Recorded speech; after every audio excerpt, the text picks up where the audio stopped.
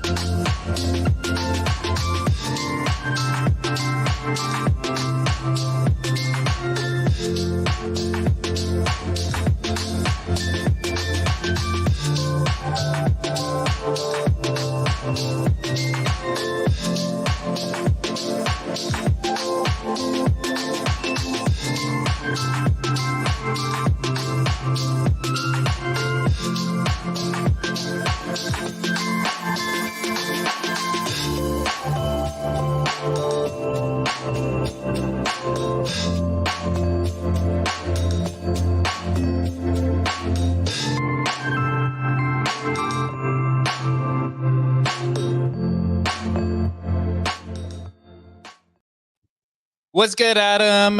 Happy Wednesday. Happy hump day. Yesterday felt like a dream on Twitter. Fucking bonkers, bro. The chaos that was happening yesterday between awesome. the NFTfi getting SIM swapped.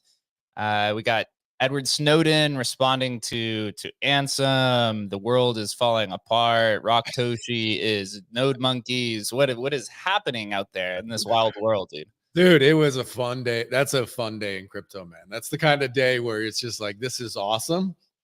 This is the drama is like a giant soap opera yesterday.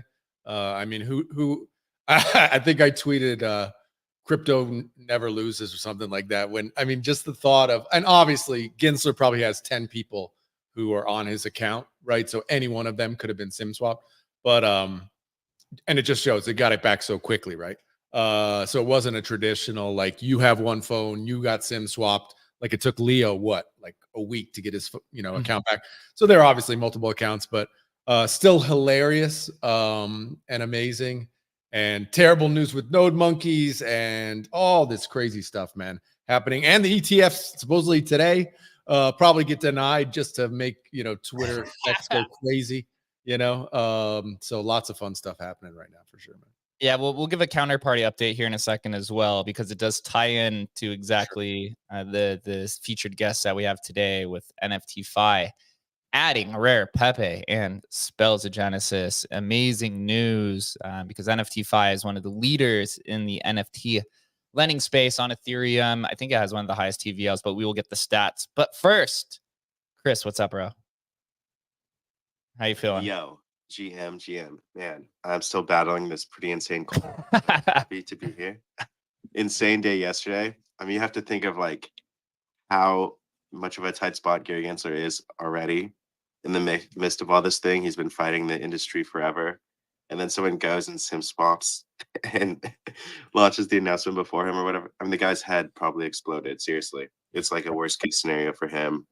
I'm sure there will be some sort of, backlash of some sort, but another day in crypto, right? NFT lending, one of my favorite topics, what I think will probably be one of the biggest kind of places to take the industry a bit mainstream. So stoked to get into it. Yeah, absolutely. It's going to be a fun conversation. I want to welcome our guest, Storm. How's it going? Hey guys, how's things? It's a pleasure to be here. Thank you very much for having us. Yeah, I appreciate it, man. What is your take on all of the craziness that had happened yesterday? Are you one of the enjoyers of chaos on the timeline? I was sat, I finished up work for the day and I went up to a few of my buddies who live quite close to me. We were sat chilling, and of course someone like screamed out, "Bitcoin ETF just got approved, let's go."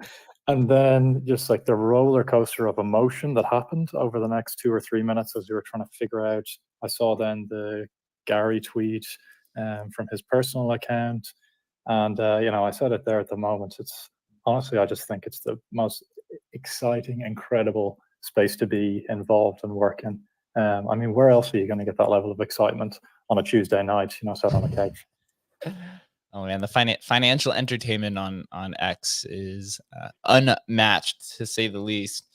Storm, we'll start off right from the top. Do you want to explain to everybody what NFTfi is and the importance of NFT lending, not just on Ethereum, although you guys exist on Ethereum, but just in general? Yeah, sure thing. So maybe I'll give a very quick word on NFTfi itself.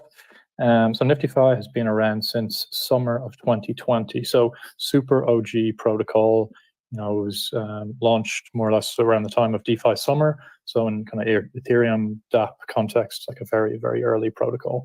The function of it, it's a peer-to-peer lending marketplace. So what that means is that owners of NFTs can go on, they can list their assets, and then lenders on the other side can come on and make bids to lend against those individual assets. Borrowers can then essentially select which of those terms that they'd like to choose. So for example, it might be, hey, 2 ETH for 30 days at 15% APR. Awesome, I'll take that. The borrower then receives the liquidity, which they can go and do whatever they want with. And they can speculate. Maybe they actually decide to lend it out, but then put it into some DeFi protocols. Maybe they bridge it across to another network and buy some node monkeys on the dip. So there's like a lot of, it basically unlocks liquidity for owners of assets where previously their only other solution was to just sell the asset. And of course, like I love NFTs, big collector, some very prized possessions that I never want to sell. And well, what can I do with them to get some liquidity? I can borrow against them. Yeah, let me say, I mean, just because I know, several large, huge whales, and this unlock is something that they are like, they were talking about this in 21 during the bull run, was like, okay, I have super high value, art NFTs. What's a way I'm going to be able to access liquidity in like a non-taxable event with these? And NFT lending was something they were just, super bullish on. going forward. I think, when you start thinking about these NFTs that you maybe never want to sell, whatever, you got an autoglyph or you have a high value punk or something, you never want to sell it, but you do want to and need to access liquidity at certain times. This sort of thing is, I mean, we're still in the early stages, but as the whole NFT space develops, this is just a critical piece of infrastructure, I think.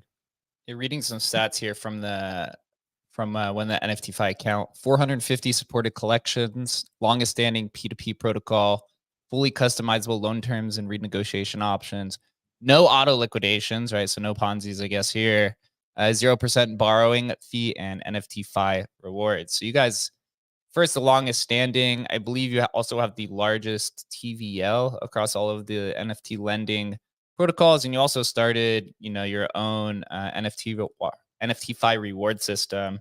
But Storm, we'll start here. We have a Bitcoin focused crowd going across chain. For some users initially is, it's it gives a little bit of anxiety because they're not familiar with the technologies.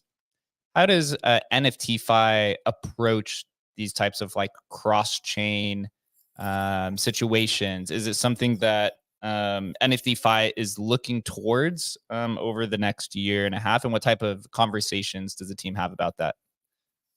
Yeah, so for me, like one of the most obvious things that, and it's becoming ever more apparent by the day, is that there are, numerous different communities that exist on, a few different networks.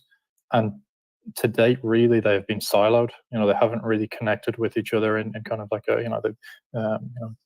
maybe counterparty assets or now ordinals.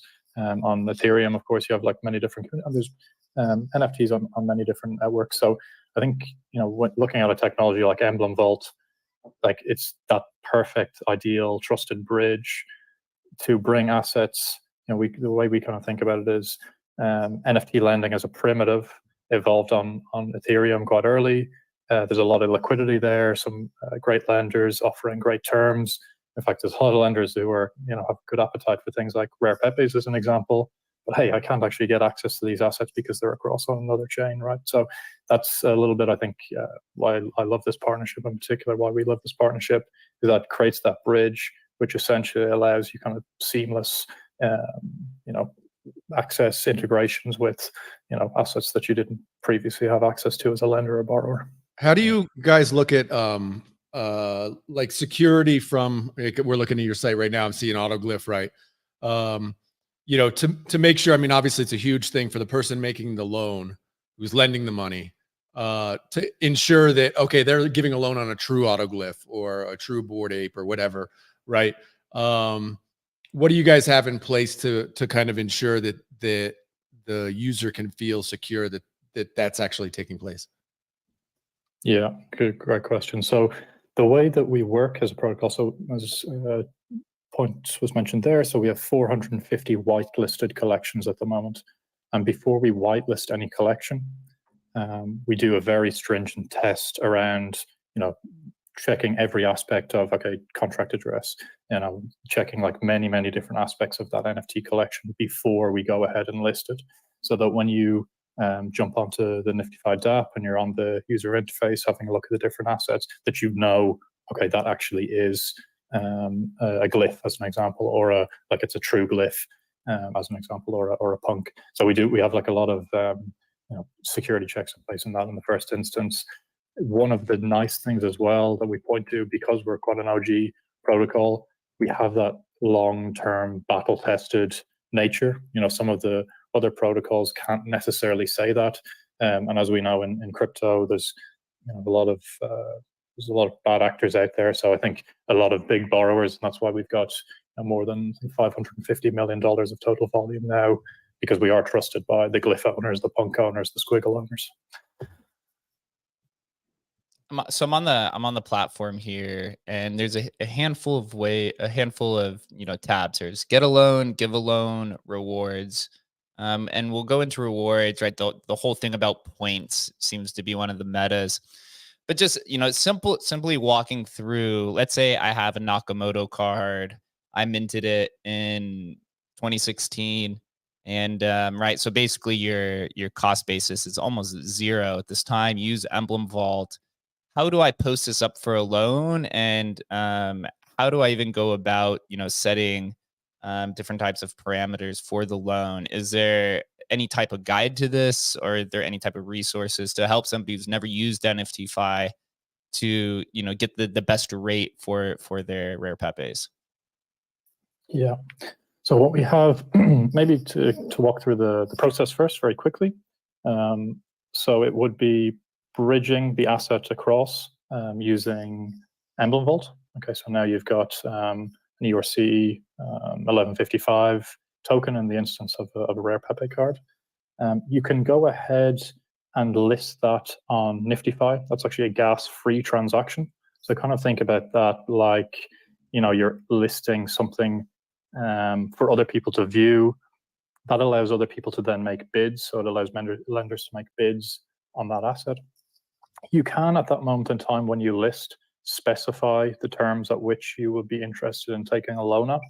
So the three main criteria around that are the total loan amount. That can be in Ethereum, or it can be in a few stable coins as well that we have enabled there. Also the APR, which is the annual percentage rate, so the annualized interest that you want as well, and also the duration of the loan. So that's super important as well. So they're the three main criteria which you tend to specify when you list an asset. Of course, you don't have to, and you can just wait for the bids to roll in. But that's a good way of giving a lender a good indication, like when you list your home on, a property marketplace. You list a price and you give a sense of where people should come in with their bids. So that's the way it works. In terms of other resources, we have. So you're going through it on the screen here. We have actually like a very extensive FAQ. This is something we've poured a ton of resources into, videos. In our Discord, of course, we try to be like really, really responsive to any questions. So any questions that people have around it, like, we're fully available to chat. Yeah, the process is actually quite simple. I had gone through this maybe last year, just trying to experiment with it, because I'd not familiar with kind of a heavy financial background. In terms of the community that exists, and covering some of the points, what type of community is there? What is the average type of loan, and why should users pay attention to the rewards and the point system, which now we're kind of seeing extrapolated across Blur and all these other different types of NFTfi-like protocols? Yeah. So the different types of communities, I'd probably bucket them into two different communities. One is very much like a profile picture centric community base. Really strong communities we see, particularly like when you have the network effect of 10,000 individual PFPs in a collection. Like, you can create some really strong community effects. As a result, people often don't want to leave those communities. So lending becomes a really nice, or borrowing against their assets becomes a nice way of being able to stay in the community while also, getting a little bit of liquidity. And then secondly, which actually I think is like, so is it art? So actually I almost feel like some of the counterparty assets are somewhere between the two in some ways. We have a lot of art collectors, so art blocks, things like autoglyphs as well. In some ways, I'd put CryptoPunks into the art category. I know there's a bit of a debate, PFP or art, but those assets, a little bit like the traditional art world, some in select pockets. Let's mention autoglyphs, punks, chromie squiggles, ringers, fidenzas. Like, they've almost sealed this space in the category of like quote unquote blue chips. So as a result, we've actually seen 2-year loans against chromie squiggles. And so in some ways, like, I'd maybe draw a comparison between that and a Nakamoto, for example. Like, that's a card which just has like almost like this god tier aura around it. And I can see there being, quite strong demand for that. So that's all to say that, the art category can attract lower APRs, longer durations, because it's seen as almost like this quote unquote investment grade asset, and as a result, it attracts longer term loans at better rates. Maybe think about it like a real estate, loan. This kind of like godlike investment asset class, and as a result, attracts like good credit terms. Yeah, I mean, with the cost of some of these rare Pepes, man, it is we're talking mansion type loans in this situation. Chris, what do you think? Oh man, I'm a huge fan of what you guys are building over there. And borrow and lend, just credit markets in general, are really critical to any kind of functioning economy. In the crypto world, a lot of times people think that it's like really dangerous kind of to, put collateralized loans against such a volatile asset, but it actually helps quite a bit considering, a lot of times what crashes the floor is people looking for instant liquidity and things like that. Yep. I was wondering if you have any kind of just general info on what your liquidation rates are and kind of how it actually does help backstop the industry rather than kind of add a little bit of more volatility to it. Yeah, it's like a really, really awesome question. And we find that some collection creators have realized this, that in fact, encouraging their user base to, or like suggesting or indicating that, hey guys, there's actually a lending marketplace here. You can still be a community member, but you don't have to sell necessarily. So I'll give a couple of examples. CryptoPunks, at one point in time, they were like the stable coin of NFTs. I think they were like 65 ETH flat, or like within plus or minus 5% for 6 months. Coincidentally, or not coincidentally, the strongest lending market on Ethereum was also CryptoPunks, with the best terms available. Similarly, Chromie Squiggles, super solid in terms of price over the last year or so. Another market where terms are exceptional, incredible liquidity, so they work truly hand in hand. And in some ways, there is a flywheel effect that gets created. We're getting like too much into the detail, but it's quite reflexive. Like the better the terms that are offered, the more the asset is seen as a blue chip, or a quasi kind of like a blue chip asset, which then impacts how good the terms are, and you get this virtuous cycle. So there's a very interesting connection between those. I have a technical question. As Rare Pepe and Spells of Genesis are both ERC 1155 contracts, how does that integrate with NFT fi and the tech that you've had? Is this the first introduction to ERC 1155s, or is this just kind of like an easy plug-in and play, especially for other counterparty collections, as both of these are historical NFTs? There are maybe 5 to 10 other counterparty collections that probably a lot of people in the crowd are owners of, that Emblem will be supporting here shortly. How easy would it be for those type of collections to be added, as well as obviously the integration of now Rare Pepe and Spells of Genesis? Yeah. So actually, 1155s were quite a recent addition to NFTfi as an available option for loan collateral. We have had a couple of, so it's actually very recent, within the last couple of months. So we're excited, about this partnership, and that we can really get some exciting 1155 based NFTs onto the protocol. But there was quite a bit of initial kind of technical upgrading that was required to facilitate, enable 1155s. However, now that they've been enabled kind of at the smart contract and the DApp level, in fact, going forward, as you mentioned, there's some other collections there. They should be super easy to get whitelisted. So yeah, that shouldn't be a problem whatsoever. Sweet. It looks like my camera is turned off here for a second. Awesome. We lost you for a minute, buddy. We got your sound though. You're here. Yeah, no problem. Yeah, it was weird. I don't know what the heck is going on there.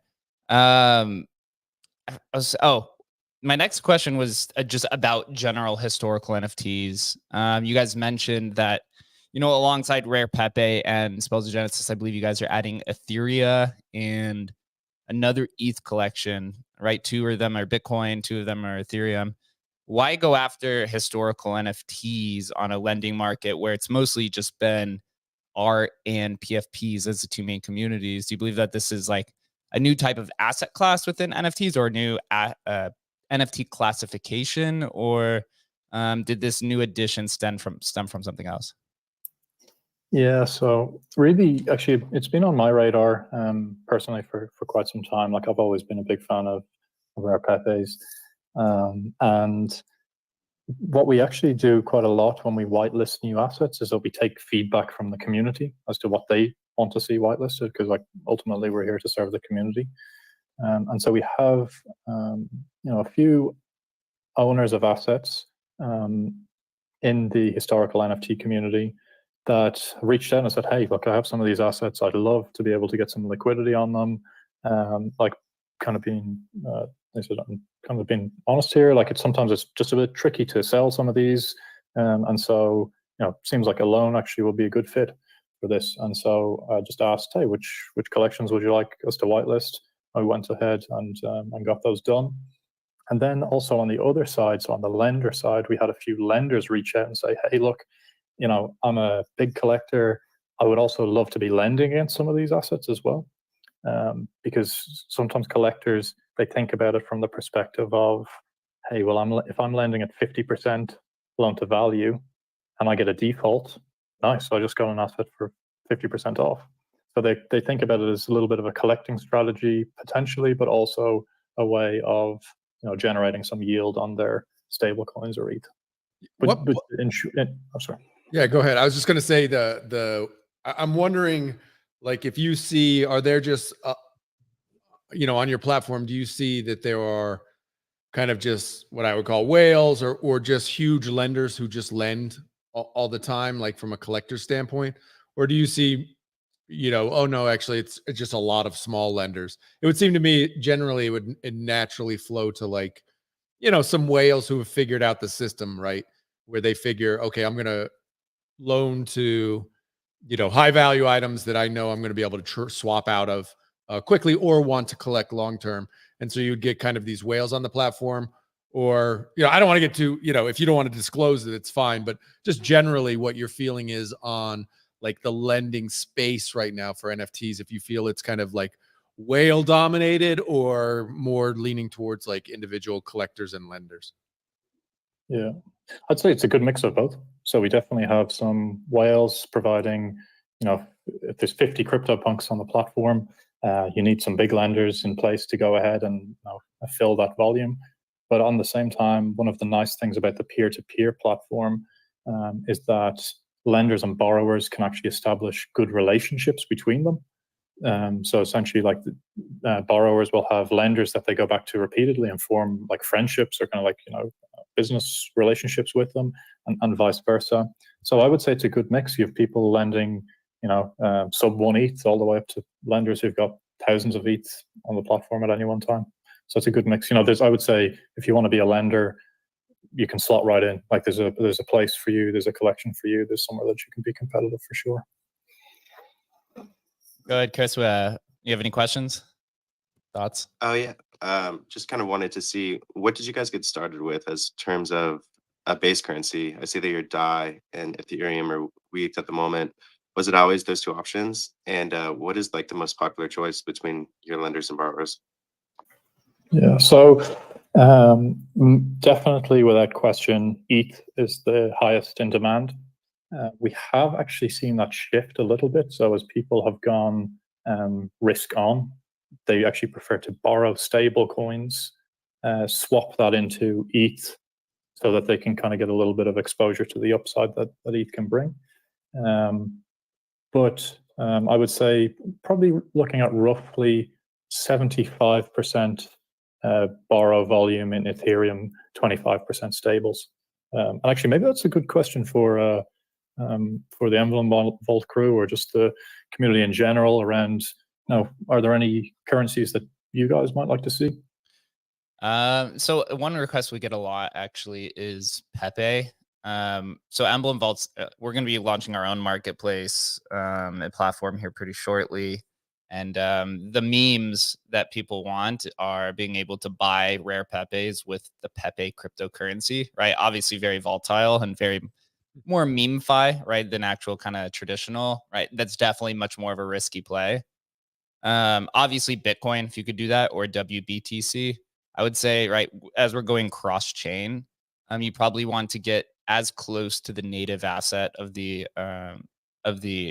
whatever's inside the vault, right? So if you're doing Bitcoin assets, then you're going to want probably WBTC. If you're doing Doge Party assets, then you're probably going to want whatever wrapped Doge is out there, if there is one. Same with Litecoin, etc.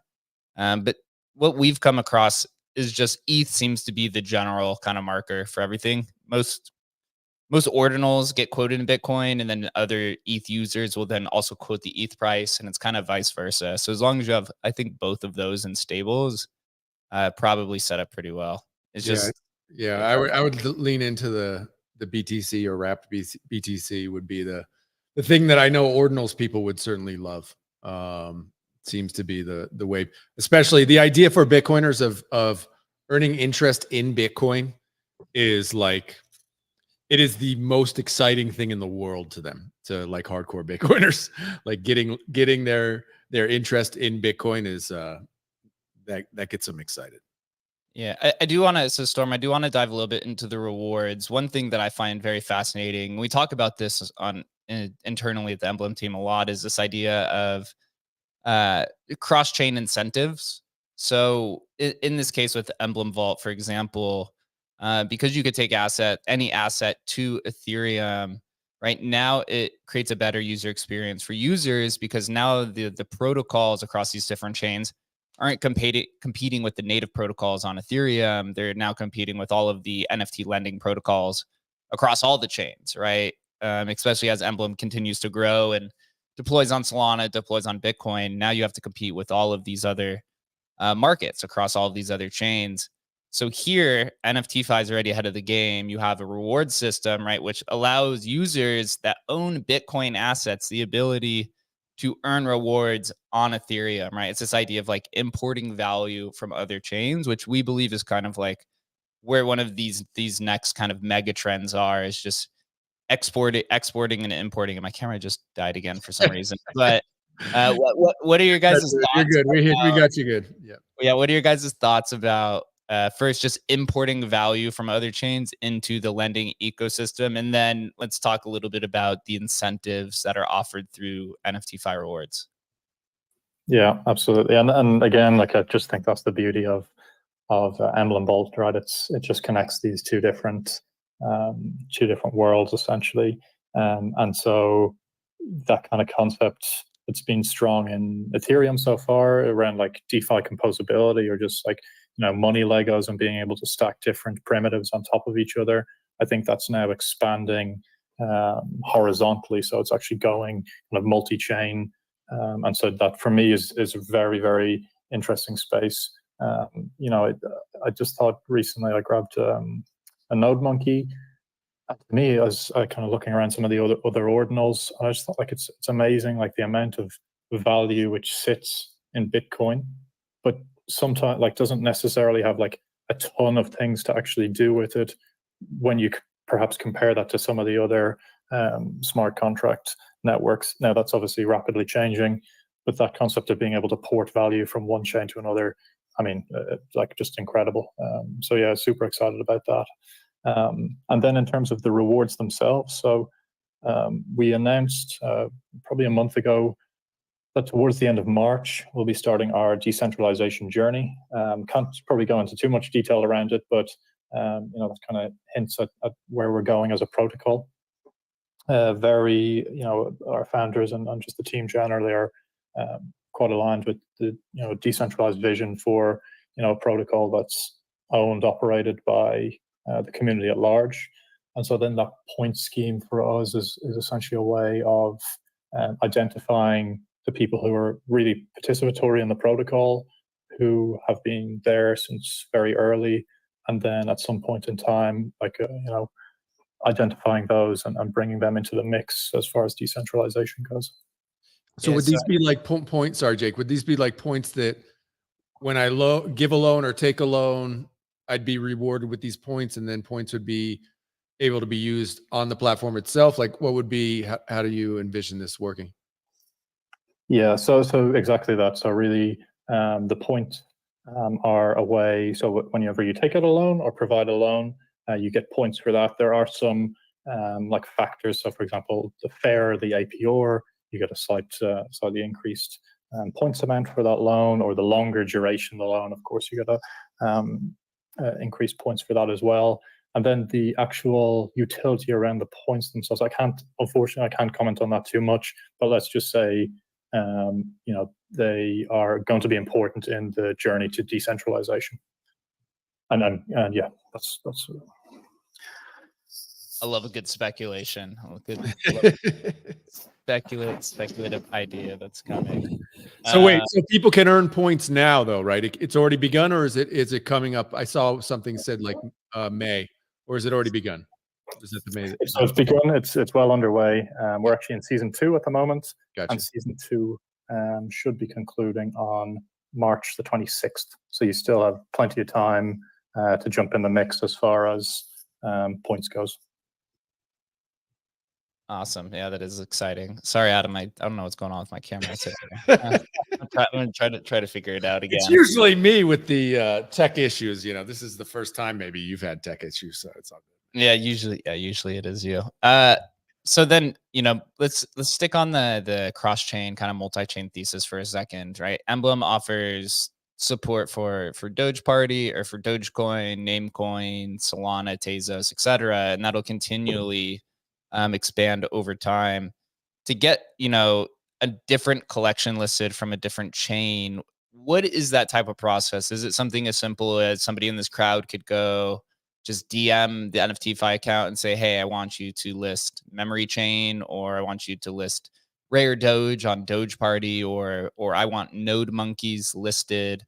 What is that simple? Is it a simple process, or is it more complex?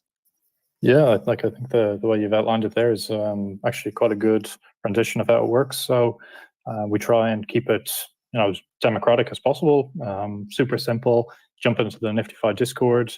We have essentially a whitelist request form there. Just fill that out.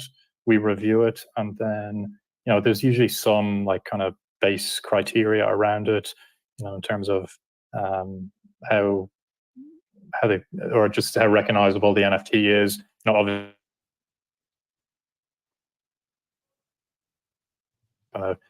detailed screening around that. As long as it's to like those certain standards, we're more than happy to list it. We do whitelisting probably every 2 to 4 weeks, so it can be pretty quick in terms of the turnaround time there. So that's it. That's as simple as that.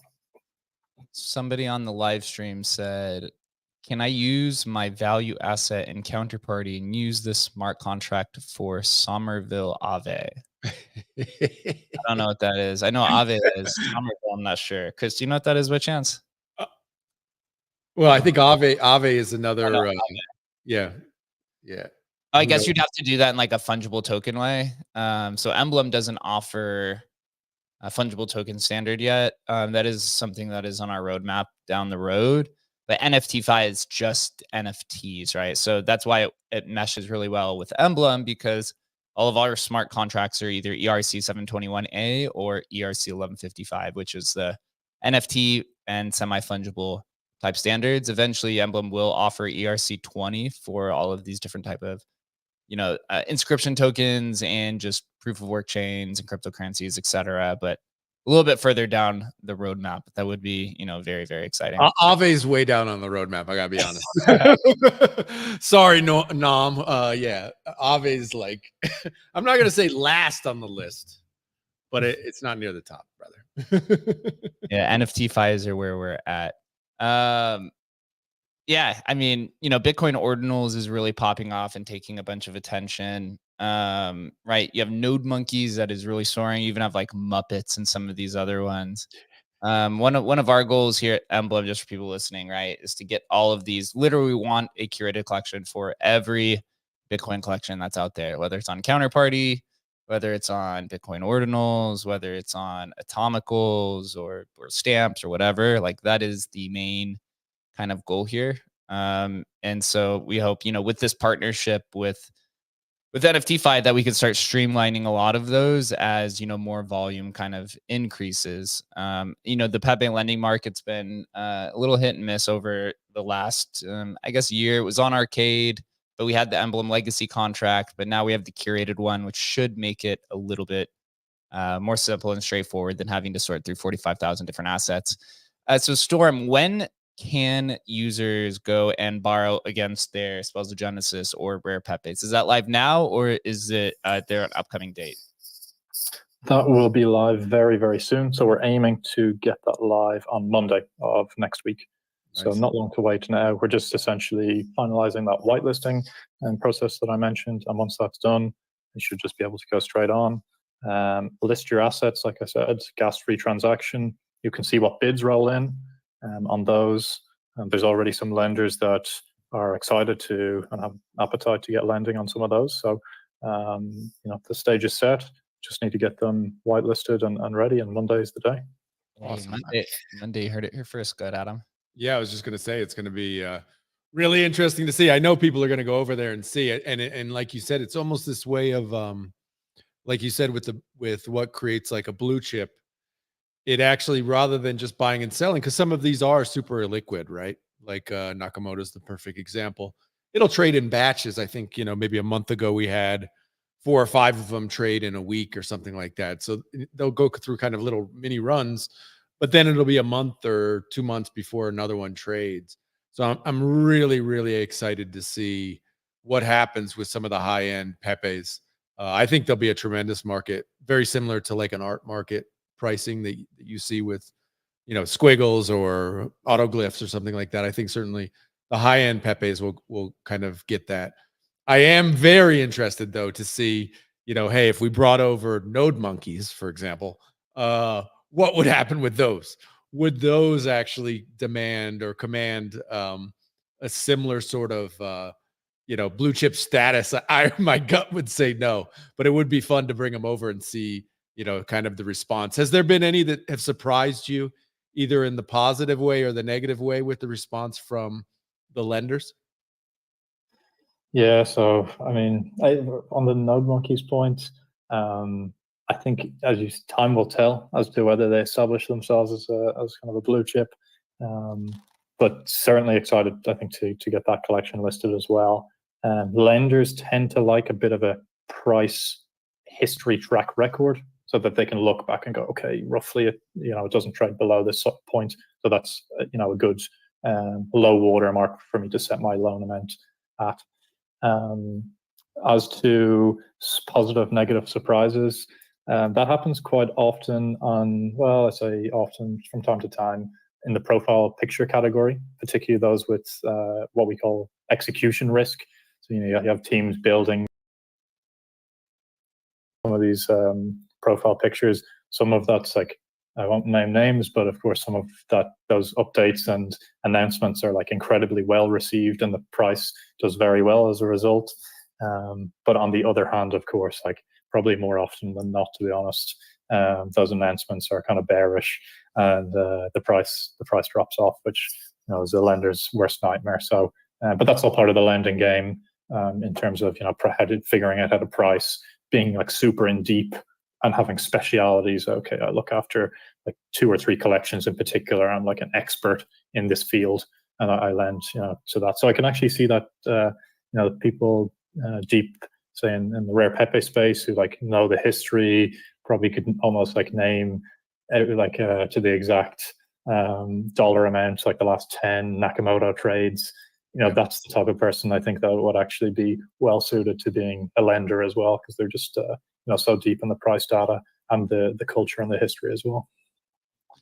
Yeah, I agree as well. What would you say, kind of just thinking about where the future of, the financialization of NFTs are going? Are there any type of other, features or different types of loan strategies that can be offered on the platform that, really embraces kind of this crypto ethos, or is more crypto, I guess you would say more gamified than what currently exists? Because right now, right, the NFT loans, it's pretty straightforward. It mimics the kind of traditional loan platform, whereas on things like BendDAO, you see some of these NFT pools and instant liquidations and some of these other I guess loan features that don't exist anywhere else. Is that something that may come to NFTfi, that users can put their rare Pepes and Spells of Genesis assets in?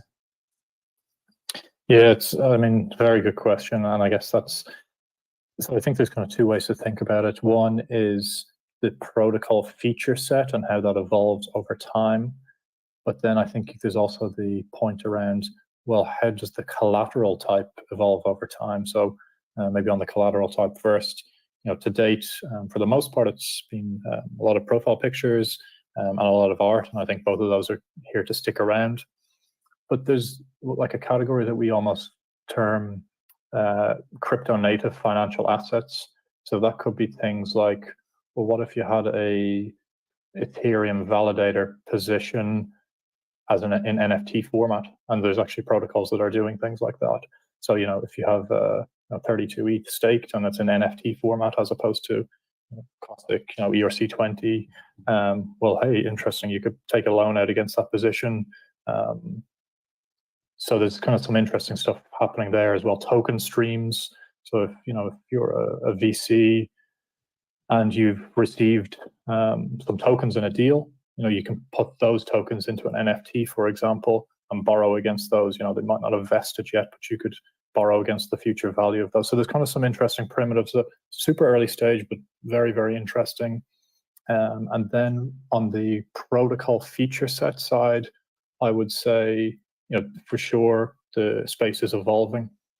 There's things like refinancing, pro rata loans, more customizable structures on loans. For example, for the most part, feature set on loans is across the board quite simple. It's like start date, end date, and here's how much you need to repay at the end. Whereas, like, well, what if you could introduce things like almost like a mortgage, a home loan, like a loan that you repay over time. There's some protocols doing interesting things around buy now, pay later. All this stuff is possible. It's just a matter of, is there demand there to meet it? In theory, you could buy a rare Pepe over like a Nakamoto, for example. Can't afford it today, but hey, 20-year loan. 20-year loan at 8.5%. That's interesting. Yeah. That's really, really interesting. I thought this was in the height of the 21 bull run where I was talking to people about, this idea of NFT finance and how attractive it was. We were talking because obviously the projects were making tremendous amounts of money on OpenSea, earning 5% royalties or whatever. And there was a lot of discussion. Wow, these projects could get huge loans against them because they had this like recurring revenue stream and stuff. And that's probably all almost invisible now. But even still, if I don't know, a popular project team wanted to take a loan against, their project, they probably could do that as well. There're just all these interesting things that start to happen. And degens will do these things kind of over time. It's fun to play around. Exactly. And we had a partnership recently with a protocol that does token streaming. And so actually someone borrowed against their salary. So they had their salary, which was paid in USDC. It was deposited into an NFT, which essentially streamed over time, but they were able to take a loan out against that future income. So there's things like that can be done. Cool. Again, like kind of, I would say, early to like mid experimentation stage, but it just takes one of these protocols to blow up on Twitter or for a big name to adopt it, and it becomes mainstream very, very quickly. So we're excited about that type of thing. How does NFTfi approach bundles, for example? I know some loan platforms have their own kind of off-chain bundle, but for example, like Emblem Vault, our Emblem Open Collection can support 12 deposits from 12 different blockchains into a single NFT.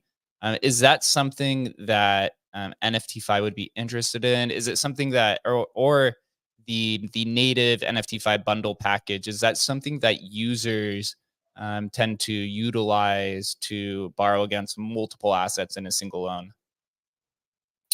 Yeah, so on that one, a lot of the time what it comes down to is gas efficiency. So when you have something in a bundle, a native bundle on NFTfi, particularly slightly lower value assets, it tends to make sense to bundle them so that you only pay one gas fee. So that's typically why people use it. And what you often see there with the bundles is that it's tends to be lenders and borrowers who already know each other, because when you bundle things together as an asset, it becomes a little bit more tricky to value, particularly when it's different collections, different. It's a lot more simple to just like, make a bid for one single asset that you know really well. Whereas when you have a mix, I'll just bid on something else. It can be a little bit trickier. But there are certainly lenders who specialize in that area. And particularly like the lenders and borrowers have good relationships. They'll just do the bundle, on repeat, for months and months or years in some cases. Yeah. So here, I'm about to show here on the screen. Maybe it's not yeah. I'm going to show on the screen one of the new features of our front end to where NFTfi will be showcased. So here, if you guys are looking on the live stream here, this is a new front end. It isn't live yet, but we're going to have a button underneath every single Rare Pepe here where it has marketplaces that you could drop down. You could see Emblem markets will also be listed here. But underneath marketplaces, there's loans with a drop-down menu, and it has Arcade, NFTfi, and X2fi. So you'll be able to go click on this, and it'll take you directly to NFTfi. And as you can see here on the screen, I have a different wallet in, so I can't get past the screen. But in the background, you could see the Rare Pepe card. So you can literally just go into your vault and directly streamline that process in a click of a button. So we hope that it encourages users the opportunity to go put your vaults to work, quote unquote, right? Whether it's with loans or marketplaces. And I know that NFTfi, you guys also have your own SDK, which we were talking about briefly before this conversation. And maybe, we can add that in to a more native experience on Emblem down the road. But could you explain to us what the SDK is and the importance of it for NFTfi moving forward? Yeah. So that's, first of all, that I think I mentioned, it looks awesome. The platform that you've developed there, like really excited to see that in place and use that kind of as a venue for curation and just checking out some different assets. So the SDK, in some ways we think about NFTfi as not just a dApp or a user interface, but the concept is around, how do we build this decentralized settlement layer for global NFT financialization and lending? And so the question kind of becomes, okay, well, how do you partner with cool projects in order to enable them to plug in that technology, plug in that tech stack, so that they can essentially integrate seamless lending and borrowing onto their protocol? So for example, we've actually already done a partnership where we have a direct integration with a real estate NFT protocol. So they tokenize real land and they have directly built into their user interface. People can list their assets for loans. People can bid on them. People can take loans out against those assets. So that's a little, conceptually, you can kind of think about NFTfi in some ways, of course, as a dApp, but also as this base layer, this financial primitive that settles loans, and it can be used kind of by the public at large. One question I had about repayment is there a way to set up like an like an auto repayment? Because I just think of the way like my calendar gets overrun, and like I do have literally like a Google Calendar because I have Namecoin assets, right? They expire, and literally it's like I have a calendar full of like, okay, January 2nd, you got to go renew this one, right? And it's a bit of a pain. And, there are ones that I've missed. I've lost ones because I forgot or I ignored the alert, right? Is there a way I don't know if it's even technically possible, to set up like an auto repayment so I know in advance that this is going to get repaid by myself, because I definitely don't want to lose that asset. Do you guys have anything like that set up?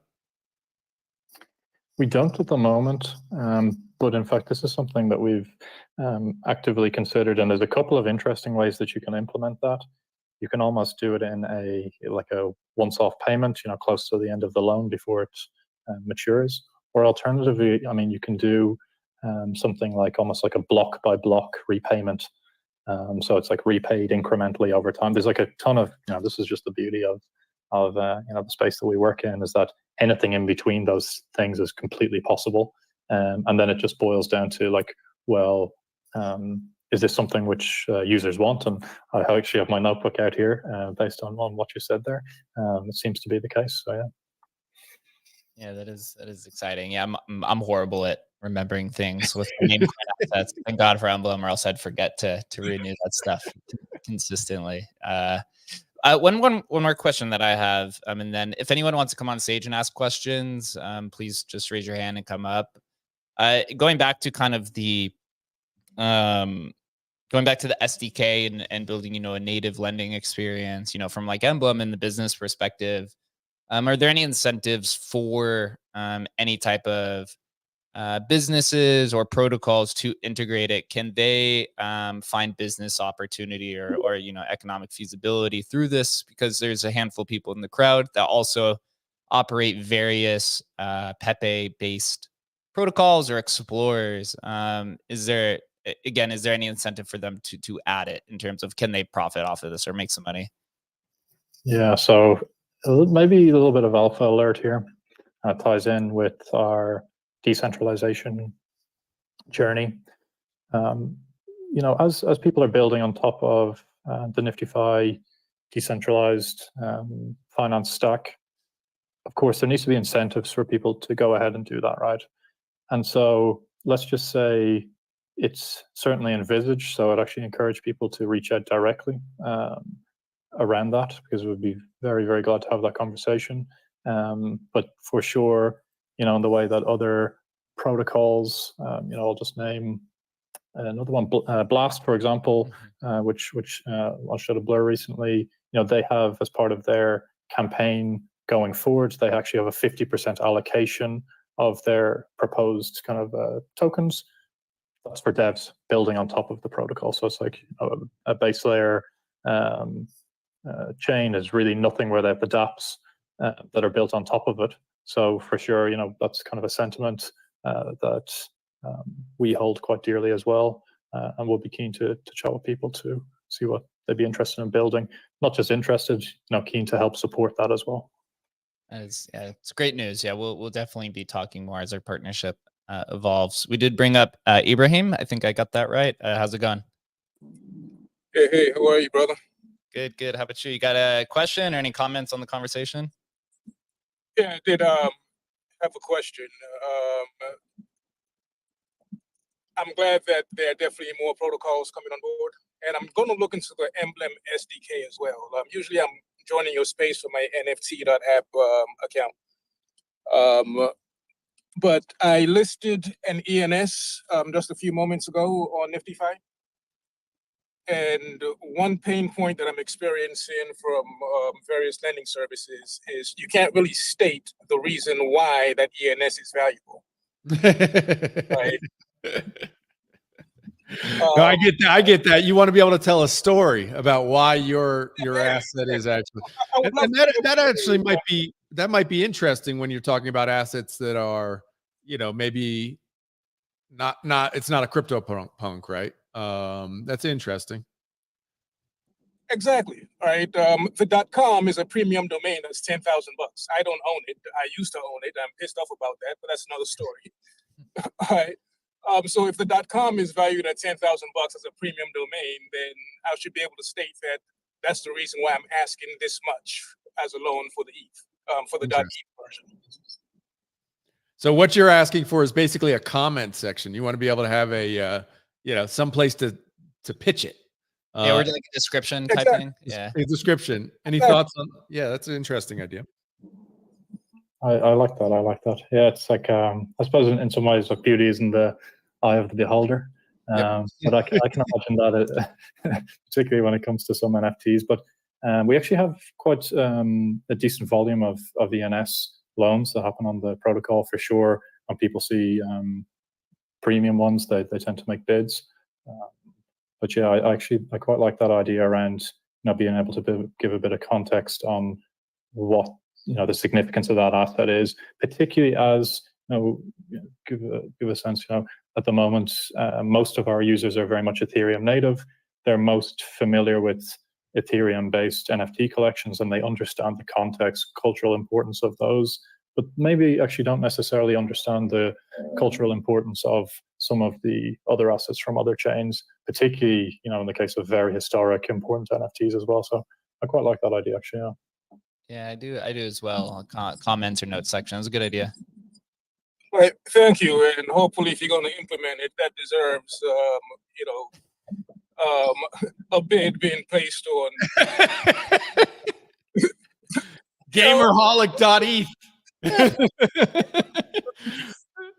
I have some moves to make. I gotta, it's meme coin season.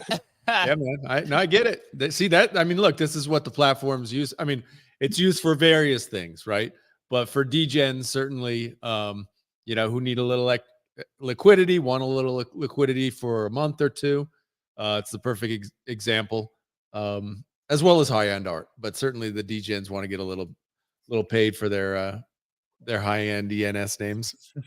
Yeah, and one that's well. First, that's thank you very much as well, Ibrahim, for that question.